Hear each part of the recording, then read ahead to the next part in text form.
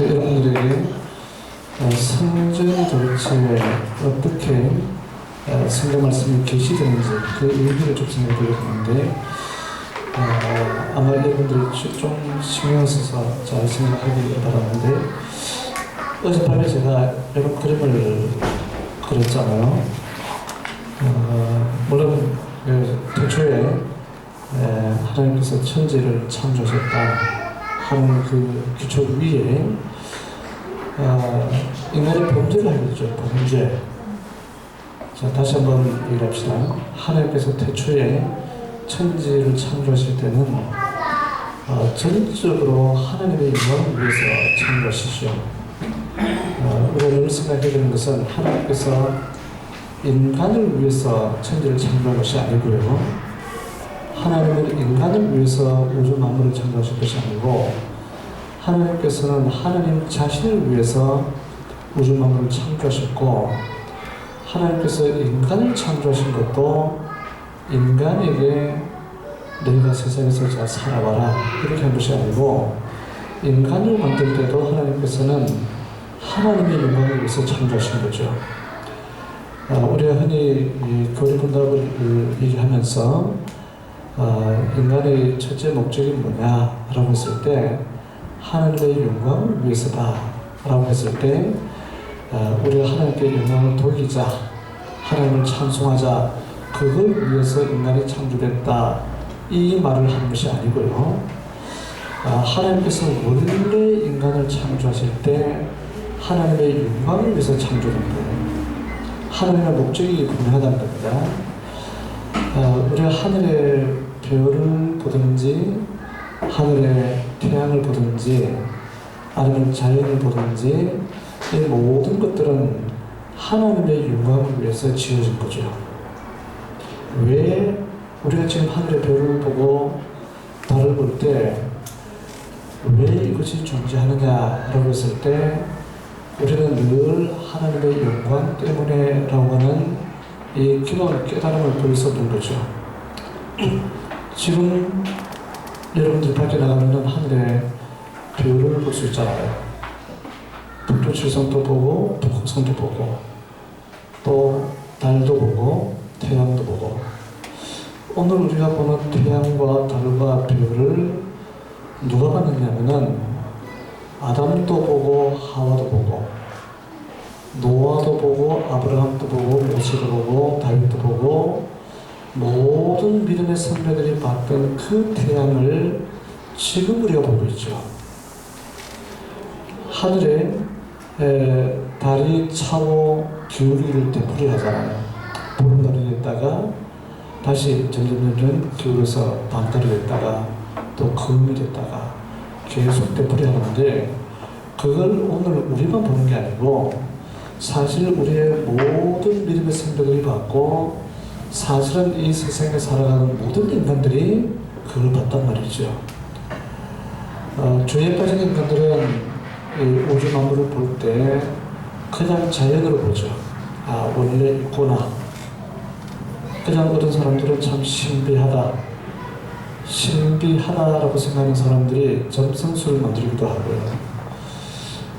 우리 시대에는 천문학이라고 하는 것을 박탈시켜서 연구의 대상으로 삼기도 하고요. 그런데 우리 믿음의 선배들은 우주 만물 전체를 보면서 하나님의 영광을 위해서 만들어진 그 우주 만물을 지금 나도 보고 우리도 보고 있구나 하는 이 생각을 잠시로 떠나지 않는 거죠. 사실 우리에게는 굉장히 중요한 개념이죠. 그래서 하나님께 어젯밤에 말씀드린 것처럼 하나님께서 인간을 창조하실 때도 인간들에게 너희가 세상에서 인생을 누리면서 잘 살아라, 이래서 그것만을 위해서가 아니고, 하나님께서는 내가 너에게 맡긴 일을 네가 순종해라, 우주 만물을 다스려라, 네가 내 말을 순종함으로 말미암아 너의 인생의 의미가 드러나게 되는데 그것이 곧 나로 말미암는 거다 라고 하나님이 말씀하셨단 말이죠. 그래서 우리가 우주 만물을 봤을 때 원래 인간은 범죄하기 전에 인간은 이에 대한 이해를 명확히 하고 있었죠. 그런데 인간이 범죄하잖아요. 자, 우리가 아는 것처럼 아담과 하와가 선악과를 따먹고 이제 완전히 죽게 됩니다. 멸망하게 되는 거죠.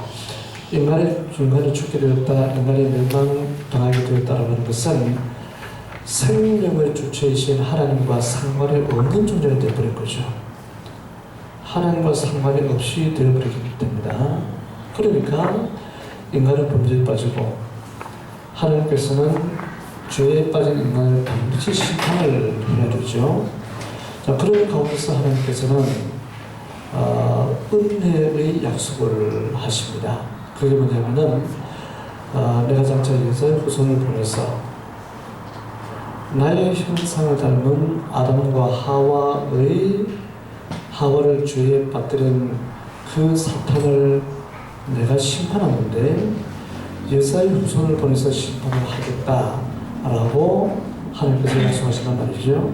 자, 그러면은 성경 말씀에서는 사실 하나님께서 이 약속을 이루기 위해서 계속해서 일하시는 거죠. 하나님께서 자기 백성을 구원할 의도 없었다면 그냥 전부 심판하고 끝내면 될 텐데, 그러면 하나님께서는 내가 나의 백성, 나의 백성이 어디서 확정이 되느냐면 여기서 확정이 되죠. 창세전에 하나님께서 나의 백성, 나의 자녀, 그리스도 안에서 나의 자녀, 나의 백성을 내가 나와의 관계를 끝까지 유지하겠다라고 하는 언약을 하게 됩니다. 여러분들 흔히 세상에서 복 받으면서 살고 싶어 하잖아요. 그렇습니까? 우리 어르신 그렇죠? 복 받고 싶죠? 근데 그 복이 뭐죠? 복이 뭡니까?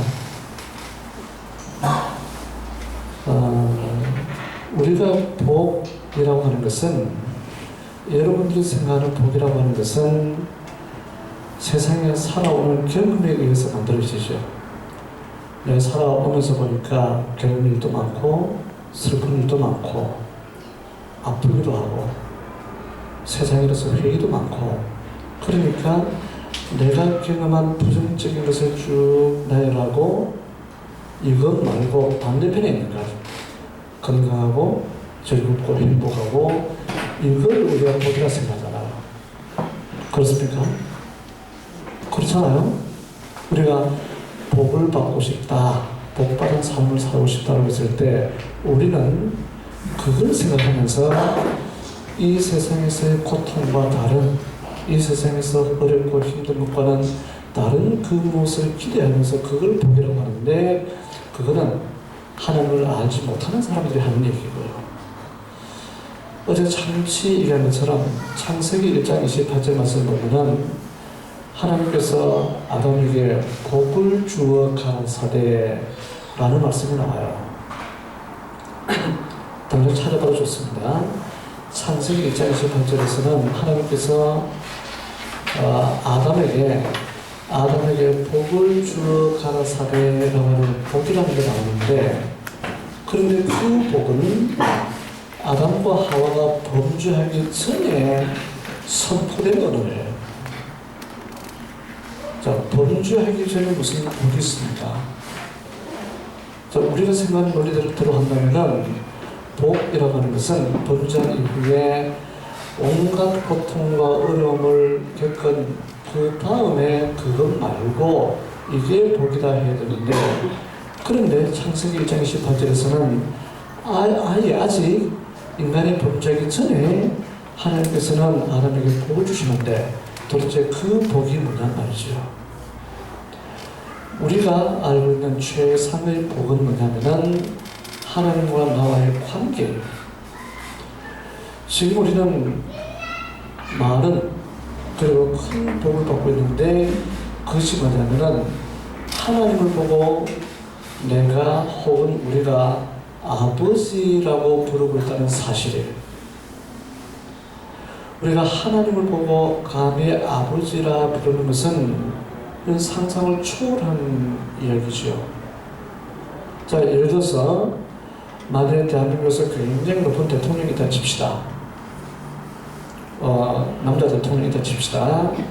그럼 여러분 가운데 누가 청년들이 그 대통령한테 전화해서 형님 하면은 어떻게 돼요? 저 앞에 옆 형제가 청와대에 있는 대통령에게 전화를 해서 형님 요새 어떻게 지냅니까? 라고 하든지 형님 요즘 제가 좀 어렵네요 하든지 형님이라고 부르는 자체가 벌써 대단한 지위란 말이죠. 여러분들도 다 마찬가지잖아요. 우리가 굉장히 높은 사람에게 형님이라고 하면은 벌써 나에게 내가 어떤 사람이라고 하는 것은 나에게 발생하지 않고요. 내가 얼마나 노력했느냐, 얼마나 훌륭하냐, 얼마나 대단하냐 여기에서 내 의미가 발생하지 않고 내가 대통령을 보고 형님 하면은 형님 하는 그게 내 의미를 발생시킨단 말이죠. 그러니까 전주시장은 나한테 함부로 못하죠. 어떻게 함부로 했어요? 전북 도지사가 나한테 함부로 못합니다. 내가 형님하고 편안하게 대화하는 관계인데 제 말씀 믿으시죠? 내가 아무리 남루하고 아무리 무식하고 아무리 보잘것없어도 그냥 전화기 들고 형님 한마디만 끝나는 거예요.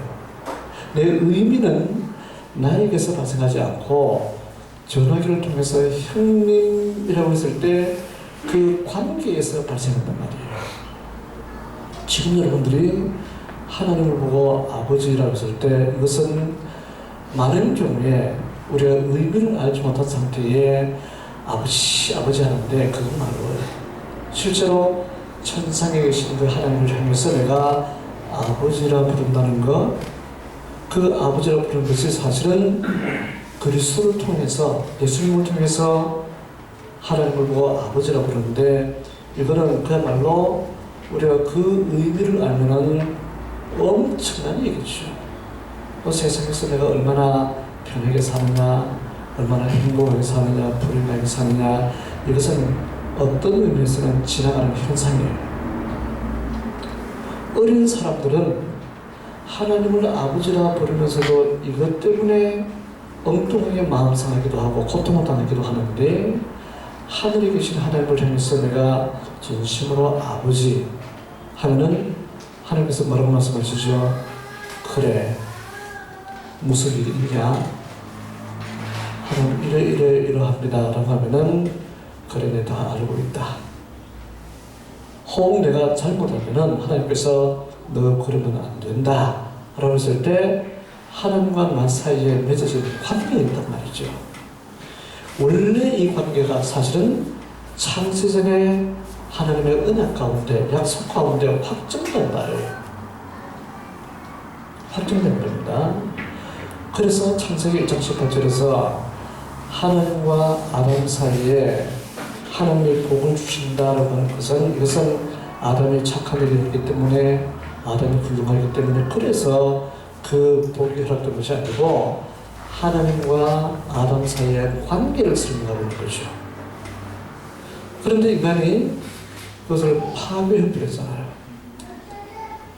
인간들이 하나님께서 언약하신 그 의미를 포기하고 버리고 이제는 내가 내 마음대로 하겠다라고 하니까 인간들은 사실은 거기서 일단은 끝난 거죠. 인간 중에서 파괴했으니까요. 어제 말씀드린 것처럼 하나님께서는 먼저 인간을 믿죠. 원래 인간이 하나님을 먼저 신뢰하는 것이 아니고요. 인간에게는 내가 하나님께 신뢰한다라고 하는 개념이 아직 성립되기 전에 하나님이 좋다, 하나님을 감사하다, 하나님을 찬양하자 다 있어도 그런데 나는 하나님을 믿는다라고 하는 개념은 아직 생성되지 않아요. 여러분들이 조심스럽게 얘기합니다.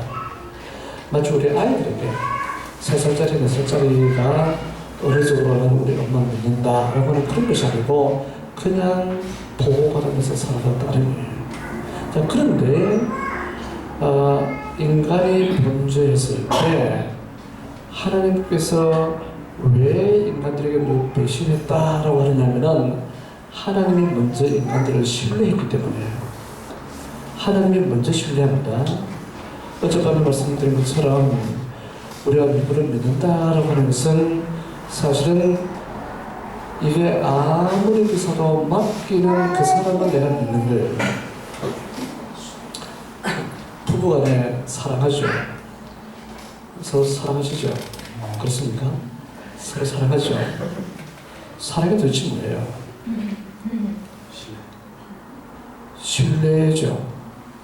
사랑은 감정 아니고요. 야, 난 정말 사랑하는 감정이 막 넘쳐난다라고 하는 것은 사실은 사랑이라기보다가 사랑에 대한 자기 감정일 수 있어요. 내 감정 여에 따라서 내 기분 좋으면 사랑하는 것이고 내 안 좋으면 안 사랑하잖아요. 근데 만일에 자, 이 두 부부가 있어요. 맨날 엄청 부부싸움하는 거예요. 나 같이 산다 못 산다 하는데 잠깐 같이 갑시다. 그러면은 만일에 이 형제가 이게 엄청나게 비싼 가격이 되는 이것을 내가 죽어야 되는데 누구 줄까요? 누구를 죽어 죽겠냐 말이죠. 형제 이거 한 100일 되는데 맨날 싸움해. 못 산다 네가 어떻다 했는데 그래 놓고 막상 죽을 때는 그게 100짜리인데 누구를 죽어 죽겠냐고. 아내를 죽는단 말이죠. 이게 사랑이에요. 아니 실제로 저 같은 경우는 이제 목사기 때문에 상담을 많이 하잖아요. 뭐 서로 죽어도 못 살겠다 막 그래 해요. 억지로 사는 거 그렇게 말해요. 그런데 정말 우리가 양심껏 마음에 손을 얹고 생각해보자. 따로따로 불러야 해요. 막 이혼할 것처럼 막 이혼할 것처럼 얘기하는데 따로따로 불러놓고 자, 한번 얘기해보자. 근데 따로 부르는 거예요. 따로 불러서 못 살겠다. 자기도 못 살겠다 해요. 우리는 못 삽니다. 서로 핑계 막 대는데 형이 따로 불러서 요거 100짜리인데 니 요거 누구 줘야 되는데 니 요거 내줄래? 너 와이프 줄래? 고민을 한참 하다가 와이프 준대요.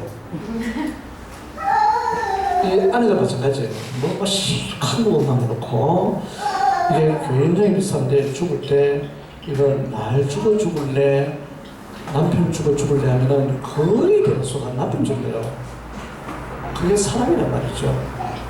사랑이라고 하는 것은 감정의 문제가 아니란 말이죠. 그래서 우리가 하나님을 사랑한다고 하는 것이 사람들은 자꾸 감정을 통해서 나는 하나님을 사랑한다고 얘기를 하는 거예요. 그러니까 이단일수록 감정 표현이 지나쳐요. 지금 우리 한국교회 같은 경우에 하나님 사랑합니다라고 많이 말하고 있어서 아마 제가 생각할 때는 신천지나 뭐 하나님의 교회나 이상한 집단에 있는 사람들이 하나님을 사랑한다 막 얘기를 한단 말이죠. 예수님 당시에도 마찬가지죠. 많은 당시에 바리새인들이나 서기관들이 우리가 하나님을 사랑한다고 하는데 자기 생각이 내가 얼마나 진실로 하나님을 사랑한다고 생각하는 그 생각 때문에 하나님을 사랑하는가라고 확정짓는데 그건 아니란 말이죠. 우리가 하나님의 은혜, 하나님의 사랑을 얘기했을 때 사실은 창세전에 하나님께서 우리를 선택하셔서 그 선택에 대한 확증이 창세기 1장 28절 말씀에서 하나님께서 아담에게 복을 주어 가라사대 라고 했을 때 그 신실한 하나님이 창세전의 언약 때문에 우리를 포기하거나 버리지 않는 것뿐이죠. 우리는 배신했는데 우리가 아담의 배신에 대한 얘기를 하잖아요. 원래 배신이라고 하는 말 자체가 신뢰를 버리게 되잖아요. 배신합니다. 그런데 하나님께서는 신실하시기 때문에 우리가 흔히 용어 가운데서 신실하신 하나님이라고 했을 때 그 신실하신 하나님은 내 오늘 별 어려움을 겪지 않게 하고 지금 일을 이렇게 했기 때문에 나에게 잘했기 때문에 하나님이 신실하다 이렇게 아니고 창세전에 변개치 않는 하나님이 하나님의 그 약속 때문에 하나님께서 우리에게 끝까지 은혜 베푸셔서 자기 자녀로 삼는다는 말이죠. 자, 그런데 인간이 범죄했습니다. 범죄했어요. 범죄했다고 하는 것은 하나님의 거룩한 속성과는 아예 안 맞는 거죠. 하나님의 거룩한 속성과 인간의 범죄는 사실은 서로 만나지를 못해요. 그대로 튕겨나가죠. 튕겨나갑니다. 이 세상에 살아가는 인간들은, 죄인들은 거룩하신 하나님 앞에서 튕겨나가죠. 그대로 튕겨나갑니다. 우리가 튕겨나가지 않는 것은 그리스도 때문에 하나님께 용납이 되는 거죠. 그리스도 때문에 하나님께 용납이 됩니다. 그런데 우리가 하나님의 속성을 얘기했을 때 하나님은 공의의 하나님, 심판의 하나님이잖아요. 하나님은 죄에 있는 것을 그냥 말로 없다 하자가 아니란 말이죠. 자, 저희 여러분들 하나 퀴즈, 질문을 해볼게요. 하나님, 우리가 예수 그리스도가 십자가에 달려 돌아가신 그 일을 통해서 하나님의 자기 백성들을 구원하시잖아요. 중요한 퀴즈입니다. 하나님은 전지전능하신 분이죠. 그렇습니까? 전지전능하죠. 그러면은 예수님을 십자가에 못 박게 하지 않고 예수 그리스도의 죽음 없이 하나님은 자기 백성을 구원할 수 있을까요? 없을까요? 하나님의 마음을 먹으면 없어요. 하나님이 아담과 지금 목사님 말씀하신 거에서는 범죄를 할 걸로 이미 하나님이 아셨잖아요. 이것도 다른 문제고요. 답은 이런 겁니다. 답은 하나님께서는 마음만 먹으면 우리 시대의 가장 위험한 언어 중에 하나가 전지전능하신 하나님이라고 하는 왜곡된 개념이에요.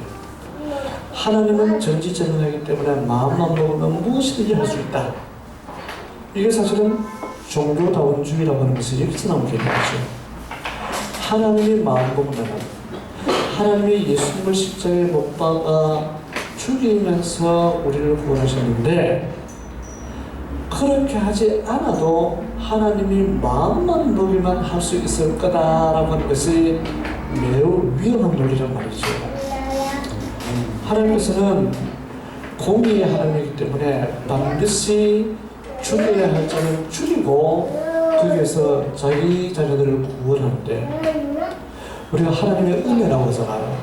우리가 하나님의 은혜를 구원받았죠? 맞습니까?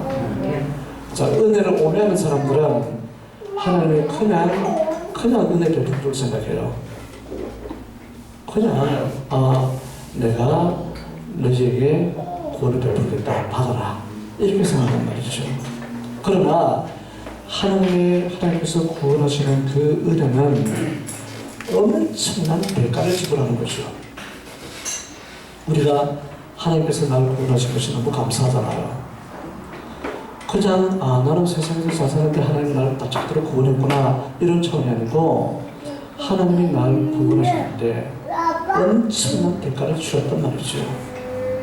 이게 돈이 10억 100억의 문제가 아니고 하나님께서 독생자를 죽음에 내주잖아요. 여러분들 자식 귀하죠? 자녀들 귀하죠?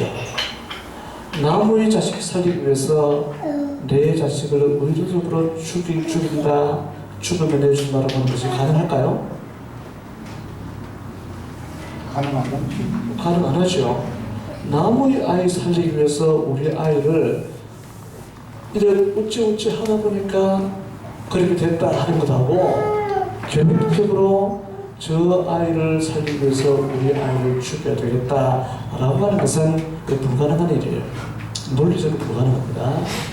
자, 그런데 문제는 뭐냐면은 그 아이가 늘 나를 모함하고 나에게 욕하고 여러 군데서 어디 뭐 나에 대해서 별별 짓을 당하고 나에게 충백고 그렇게 하는 그 아이를 살리기 위해서 사랑하는 내 아이를 죽인다고 하는 것은 더더욱 말이 안 되는 거예요. 하나님께서 우리에게 구원을 베풀고 우리에게 은혜를 베푼다고 하는 것은 우리가 그냥 평범하게 그냥 있는데 너 착하고 훌륭하니까 하나님께서 우리를 구원했다. 이게 아니고요. 우리가 훌륭해서가 아니고 아담에게 속한 우리는 하나님을 욕하고 하나님을 비난하고 나 하나님 모른다 하고 또 하나님께 침뱉고 우리가 다 그렇게 했단 말이죠. 내가 착하고 훌륭하기 때문에 하나님께서 십자가에 독생자를 십자가에 달리게 한 것이 아니라 오히려 우리는 하나님을 욕하고 하나님을 비판하고 하나님을 모른다 하고 그렇게 했는데 그렇게 한 우리를 살리기 위해서 독생자 예수님을 십자가에 내어주었다 라고 하는 것은 이것은 인간의 논리로는 가능하지 않은데 하나님께서 우리에게 구원을 베푸기 위해서 그걸 하셨단 말이죠. 이걸 우리가 아가페 사랑이라고 합니다. 여러분들이 일반적으로 생각하는 아가페 사랑이라고 하는 것은 아가페 사랑 아니고요. 조건 없이 사랑한다 라고 하는 것은 그것은 흔히 인간들이 하는 일이잖아요. 특히 불교의 도인들이나 수도승들이나 아니면 철인들이나 이런 사람들은 실제로 조건 없이 다 줄 수 있단 말이죠. 그 말 하는 거 아니라는 겁니다. 우리 하나님이 우리에게 아가페 사랑을 베풀었다라고 하는 것이 그냥 조건 없이가 아니고 내가 무슨 짓을 했는지 내가 어떤 짓을 했는지 그것이 내 혼자뿐만 아니고 주변에 온 친구들과 더불어서 하나님을 얼마나 빗대어 욕하고 침뱉고 나쁜 짓을 했는데 그런데 하나님께서 우리를 구원했단 말이죠. 왜 그렇죠? 창세전에 약속하신 그 하나님의 약속 때문에 그 신실하심이 우리를 부르셨단 말이죠. 그래서 인간들은 범죄했는데 죽었잖아요. 더 이상 인간들은 하나님 앞에서 아무것도 아닌 존재가 되는데 여러분들이 흔히 코람데오라고 얘기하잖아요. 코람데오라고 하는 것이 그냥 나 하나님 앞에 내 삶을 하나님 앞에 서 있다 이런 차원이 아니고 거기는 사실은 우리가 깨달아야 할 엄청난 내용들이 들어있는데 그런데 인간들이 범죄를 죽였을 때 하나님께서는 내가 할 일이 있다. 그 내가 할 일이 뭐냐면은 여사의 후손을 보내서 아담과 하와를 영원한 멸망에 빠뜨린 그 사탄의 머리를 부수는데 어떻게 부수죠? 창세기 3장 15절 말씀에서 하나님께서 여사의 후손을 보내서 사탄의 머리를 부숴버리잖아요. 어떻게 부수죠? 방법은 뭐예요? 망치를 들 겁니까? 아니면 주먹으로 날릴 겁니까? 어떻게 합니까? 사실은 거기서 하나님께서는 나중에 메시아를 통해서 그 여자의 후손이 곧 메시아잖아요. 하나님께서는 메시아를 통해서 메시아를 보내서 그 메시아가 사탄의 머리를 박살내게 되는데 부숴버리게 되는데 그 방법이 사실은 십자가 삶에서 죽음이라는 거죠. 다른 것 아니고요.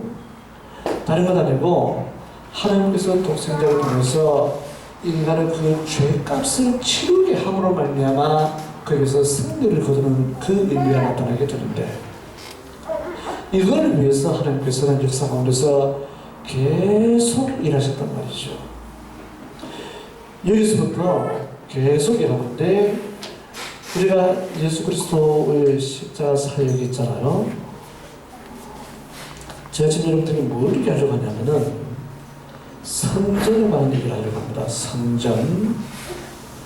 왜 성전이 필요하냐? 성전이 뭐냐 하는 문제예요. 어젯밤에 여러분들 가운데 누가 우리는 성전 건축할 일도 없는데 왜 학교를 합니까? 라고 하셨는데 그건 사실은 예배당이죠. 우리 예배 보는 장소 예배당은 교회를 위한 일종의 편의시설이고요.